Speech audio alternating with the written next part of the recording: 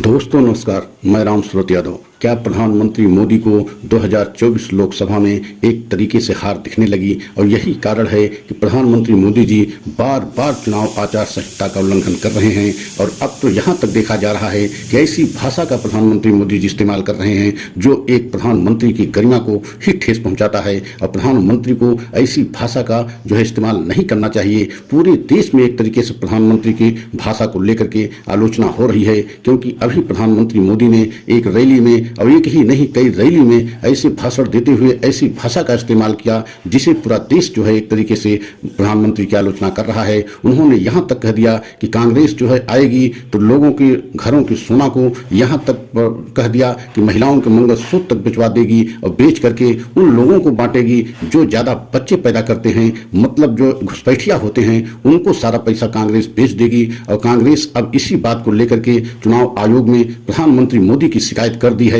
अब जो है चुनाव आयोग के पाले में गेंद है।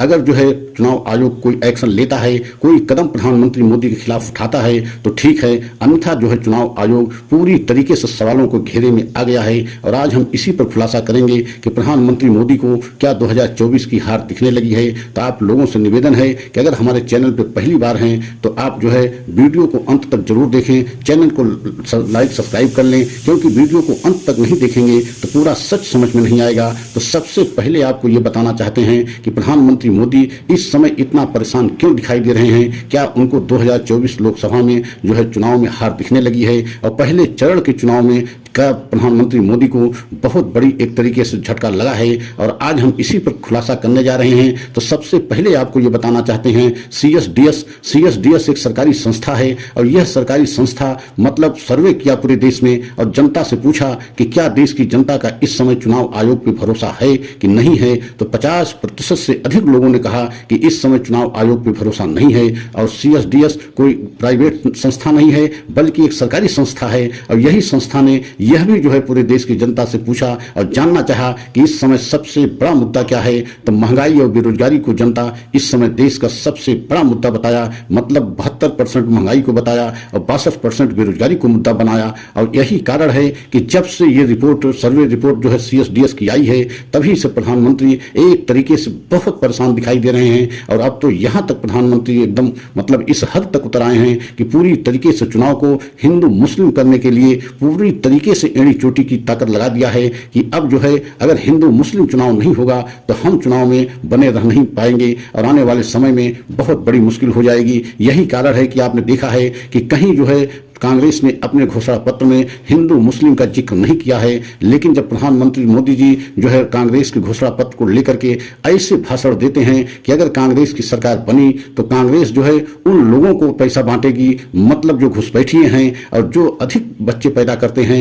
एक तरीके से सीधा जो है प्रधानमंत्री का इशारा मुस्लिम समुदाय की तरफ था। और ये भी उन्होंने कहा कि महिलाओं के मंगलसूत्र तक नहीं बचेगा। अगर कांग्रेस की सरकार बनेगी तो महिलाओं की, देश की महिला और बहनों की जो है मंगलसूत्र तक जो है कांग्रेस बेच देगी और उनको बांट देगी उन लोगों में जो देश में घुसपैठिया हैं और जो अधिक बच्चा पैदा करते हैं। इस बात को लेकर के कांग्रेस आग बबूला हो गई और कांग्रेस जो है चुनाव आयोग पहुंच गई, चुनाव आयोग में शिकायत भी कर दिया है। और अब देखना यह है कि चुनाव आयोग इस पर एक्शन लेता है कि नहीं लेता है। लेकिन जो इस समय आरोप लगाया जा रहा है वह यही लगाया जा रहा है कि चुनाव आयोग पूरी तरीके से प्रधानमंत्री मोदी की और बीजेपी की मदद कर रहा है। और यही कारण है चुनाव आयोग ने से कहा भी है कांग्रेस ने कि इसके पहले भी हम 16 शिकायतें कर चुके हैं लेकिन एक भी शिकायत पर कार्रवाई नहीं हुई है। तो इसका मतलब है क्या ये माना जाए कि चुनाव आयोग पूरी तरीके से प्रधानमंत्री की मोदी की मदद कर रहा है। और आपने यह भी देखा है कि भारत सरकार के पूर्व जो है वरिष्ठ सचिव शर्मा ने एक बहुत बड़ा आरोप लगाते हुए कहा है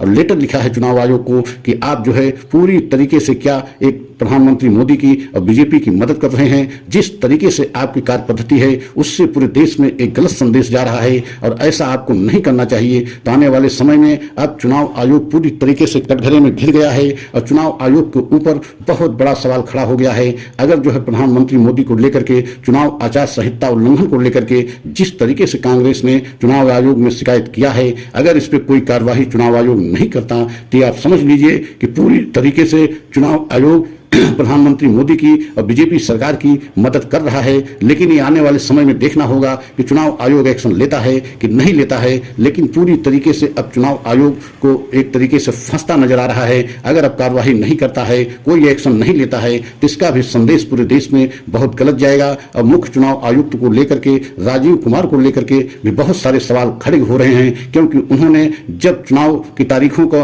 घोषणा किया था तो स्पष्ट कहा था कि पारदर्शी और निष्पक्ष तरीके से हम चुनाव कराएंगे, उसके लिए हमें कुछ भी करना पड़े। लेकिन अब उनके ऊपर भी सवाल खड़े हो रहे हैं। क्या उनको ऐसे समय में कार्रवाई नहीं करके अपने ऊपर भी एक बहुत बड़ा सवाल खड़ा कर रहे हैं? क्या उनको ऐसे समय पे त्यागपत्र दे देना चाहिए जब जो है इस तरीके के आरोप लगाए जा रहे हैं और उस पर कोई एक्शन नहीं लिया जा रहा है? लेकिन ये देखना होगा कि आने वाले समय में चुनाव आयोग एक्शन लेता है कि नहीं लेता है। अगर नहीं लेता है तो पूरे देश में ये गलत संदेश जाएगा कि जिस तरीके से पूरे देश की जनता में ये जो है इस समय एक सवाल बना हुआ है कि क्या चुनाव आयोग खुलेआम प्रधानमंत्री मोदी की और बीजेपी की सरकार की मदद कर रहा है। तो इस पर भी जो है चुनाव आयोग फंसता नजर आ रहा है। अगर हमारा ये वीडियो अच्छा लगा हो तो लाइक सब्सक्राइब करें। अगले वीडियो को पुनः लेकर के आएंगे। कमेंट के द्वारा अपनी राय हमें अवश्य दें। तब तक के लिए जय हिंद, जय भारत।